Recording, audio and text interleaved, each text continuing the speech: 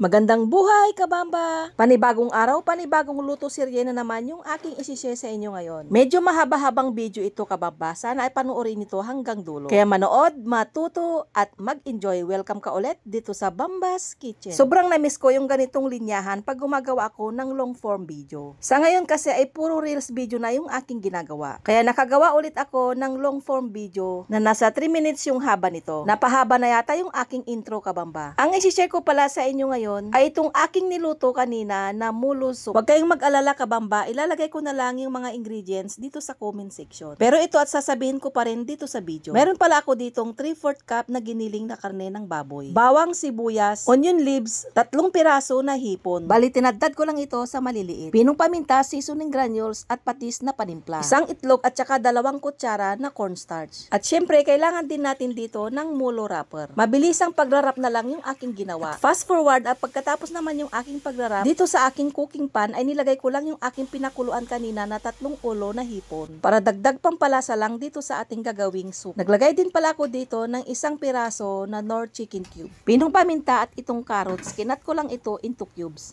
Nilagyan ko rin ng kunting patis ito. Instead na chicken Knorr cubes ang inyong gamitin, pwede rin kayong gumamit dito ng pork stock o kaya chicken stock, kabamba. At nung kumulo na ito, kabamba, ay nilagay ko na yung aking ginawa kanina. Medyo marami kanina yung nagawa kong giniling na mixture. Kaya nagkulang ako ng wrapper, kabamba. Ang ginawa ko na lang sa natira ay prinito ko na lang ito. First time ko rin lang itong iluto, itong ating mulo soup, kabamba. Ewan ko ba bakit ngayon ko lang ito itry na iluto. Minsan-minsan ko rin lang ito natitikman sa restaurant. Minsan kasi ay nagre-crave ako ng mga sabaw-sabaw. Lalong-lalo na ngayon na maulan na panahon. Kaya nag-search ako sa YT kung paano lutuin itong ating mulo soup. Simpleng paraan lang yung aking sinishare sa inyo. At madali lang itong masundan. Sadyang nagtira talaga ako ng wrapper. Ginupit-gupit ko ito at nilagay dito. Huwag mo rin kalimutang lagyan ito ng kunting sesame oil. Yan ay isang magpapasarap dito sa ating sabaw. Iba rin kasi yung lasa na naidudulot ng ating sesame oil. Pang Chinese style ang lasa nito, kabamba. After ko ito mapakuluan ng 5 minuto, tsaka ko naman nilagay itong ating dahon ng sibuyas.